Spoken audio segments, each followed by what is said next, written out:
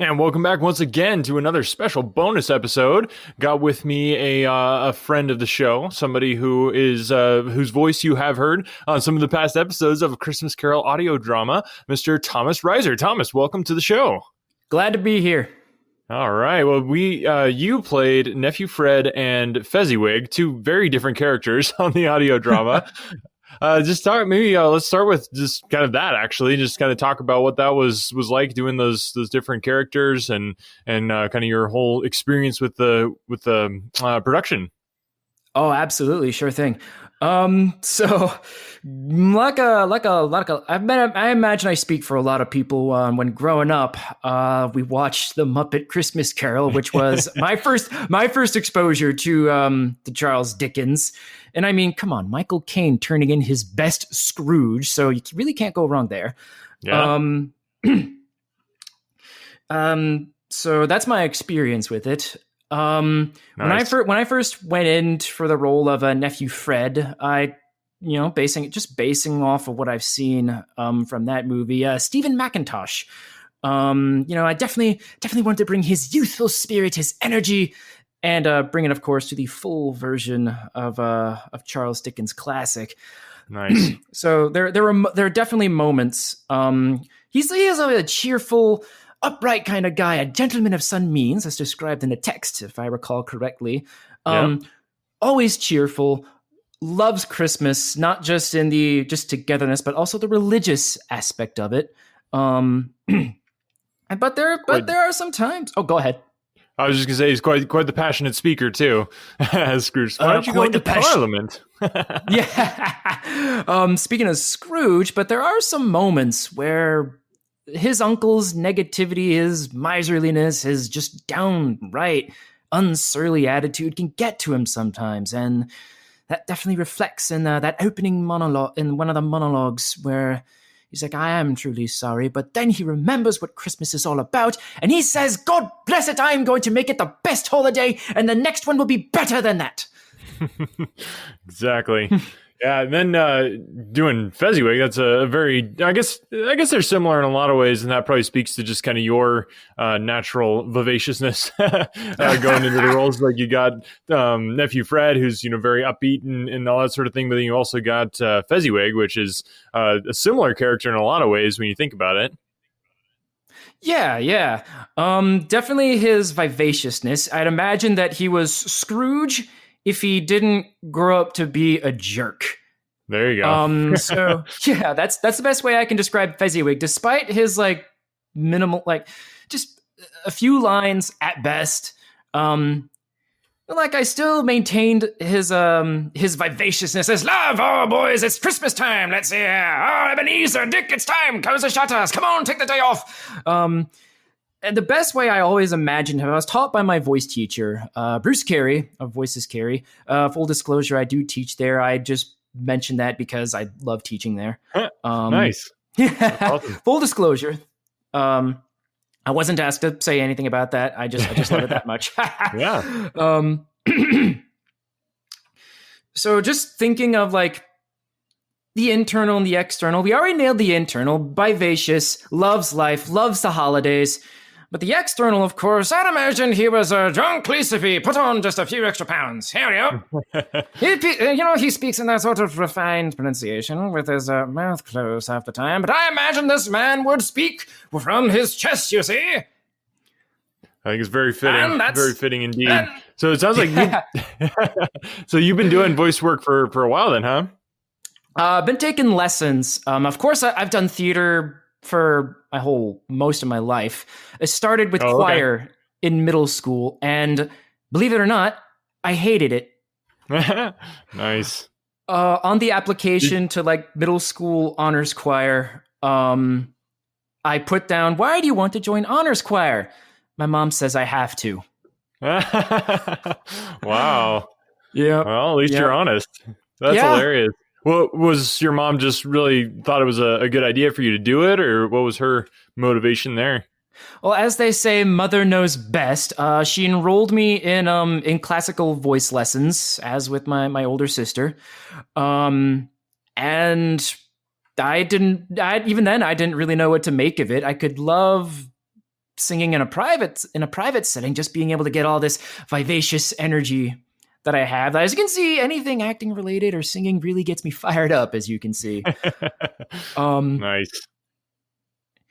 But just having that outlet for all that, not just having an outlet for all that energy that I got, but if you indulge in something that really gets you fired up in the best way, you really can't have a bad day. That's what I always told myself. Like, I could be having a real crappy day, but if I can end it with a voice teacher whom I know and love, or an acting class where people know who I am and they know who I am, then they just having a good time, then I can't say I had a bad day, because it always ends on a good note. That's awesome. So when you started doing choir and you hated it and your mom made you do it, when was kind of the turning point that you were like, okay, I guess this isn't as bad as I wanted it to be? I couldn't tell you what songs we sang, but I don't know. It just clicked. Something where I could just really get it, just have fun, really. I think that's when it clicked. And everybody else having fun around me, and it's just like, gosh, this is family. This is a community. I love this. Yeah. Thanks, Mom. Hard to beat. So you teach voice stuff. Is that kind of your main thing that you do, or do you have a normal day job? I say normal, but I have a normal day job right now. I actually quit my job before the pandemic hit. Oh dear. Oh yeah. Perfect timing. Ahead of things. Yeah. I was like, I'm going to try and stake it out as a voice actor. So I started teaching there. Wow. And that is what sustained me through the pandemic. Thanks, Bruce. Wow. But then I decided to pick up a day job in the fall. I'm with a temp company right now. I actually start another position on Monday. So there's that. Wow. But of course, a little bit of everything. But office stuff though, which is nice. But one of these days one of these days I definitely do want to do a voiceover as a career. Yeah. I mean, in the live acting side, Harrison Ford was a carpenter before he made it a living as an actor. So there's no shame in having a day job while you're chasing after whatever it is you really want to do. Yeah, that's good advice for anybody and everybody. So one of the questions I've been asking people is just kind of, what's one of your favorite, all-time favorite Christmas memories, or maybe a Christmas tradition that just, is just something you always think about when you think about Christmas time? Gosh. So now I get to go into my namesake right here. The way that my name is spelled, Tamas, Tamas, there's supposed to be an X on the second A. That's my Hungarian side of the family, and we celebrate Christmas the Hungarian way. Oh, wow. Yeah. So every year... What does that mean?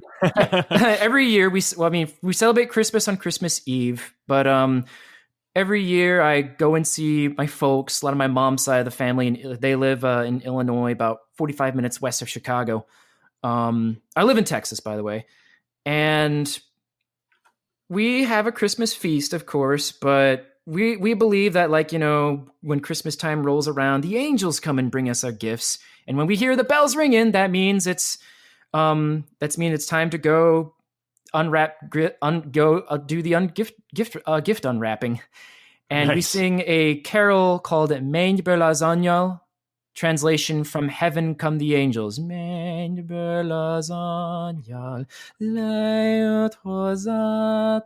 a couple of bars of that to give you an idea.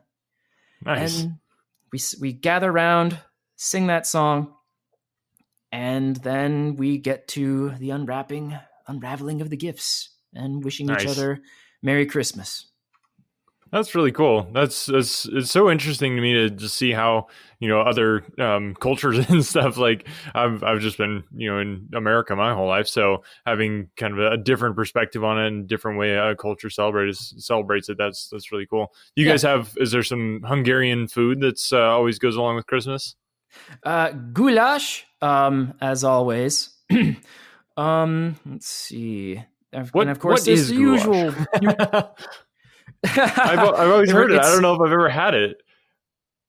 It's like this it's a slow cooking stew. Like you got to prepare it all day. I'm just going off of memory right here to the point where it requires a special pot that looks a lot like a helmet. Yes. As a matter of fact, I think one of my Hungarian relatives was stopped at the airport because the goulash pot, if you look at it, looks like a German bucket, like a German Stalheim. So you imagine they get stopped at the airport for that. But basically, the best way I can describe goulash, it is a slow cooking stew with just a concoction of meat, vegetables seasoned with paprika. Sounds good. It's a national dish too. Oh wow. Very official. Yeah. That's awesome. Well, cool. Thank you. Huge thank you for making this production possible. Could not have done it without you, and I'm just so grateful that you were willing to volunteer your time. And I think you have a website. Is that right? Yeah, that's right. Okay. You want to tell people what that is and what they'll find there? Sure thing. So it's just my official website. Tamas Reiser, voice actor, and that's my name as it's spelled, TAMAS RIESER, voiceactor.com, all one word. There you'll get to see my website and that beautiful mug, the face behind the voice. You'll actually hear that stave that you threw at that, not that first stave, but just like that little sample. Because I'm listening to it and just like, oh my gosh, it's so good. Everybody I've showed that to said like, holy crud, that is awesome. That's so cool to hear. Yeah, I cannot believe just how awesomely, if that's a word, that it came together. It's just, it could not be better. Just the range of talent, and yeah, it's just incredible. More incredible is how you managed to get people from across the pond to coordinate and work this all out. And of course, I want to say I appreciate your direction, and I'm very happy I got to be a part of this project. Yeah. It's been a blast, and yeah, the coordination, it was something else. You got people all over the world, and pulling it all together. But yeah, just so many gracious, awesome people that made this happen, and you were definitely one of them. So just thanks for making it happen. And people go check out Tamas. Sorry, no, you're good. It throws me off. Go check out Tamas on his website. I'll put the link to that in the show notes below.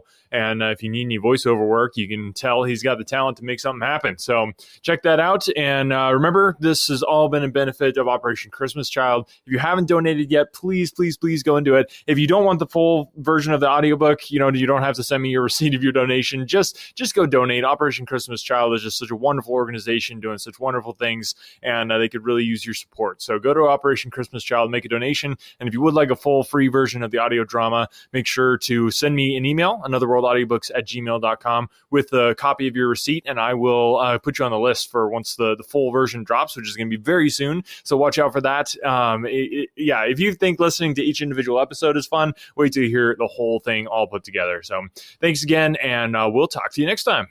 When I was in school, I absolutely hated writing. It wasn't until I was a bit older that I came to understand the power of words. If you're a business owner, you understand that power too. A business blog, when done right, can drive sales, increase revenue, and get you more customers. But as a business owner, you probably don't have the time to do all that writing. Plus, if you're not a copywriter by trade, you might feel like you're just kind of throwing words out there and they're not actually accomplishing anything. The good news is, there's a simple solution. Check it out. I call it the Ultimate Blog Post Checklist for businesses with online stores. This checklist will allow you to write better, more effective articles that convert readers into buyers. It's full of easy to follow examples to get your creativity flowing based on experience of nearly 1 million words written, and best of all, it's effective on any type of article in any industry or niche. I've successfully used this exact checklist on topics from pool table reviews to investment advice. Tired of spending tons of time writing stuff that doesn't convert? This checklist will change that by giving you highly effective blog posts and articles that transform readers into paying customers. Go to invicta.enterprises/free checklist and start saving time and transforming your writing now. That's invicta.enterprises/free checklist.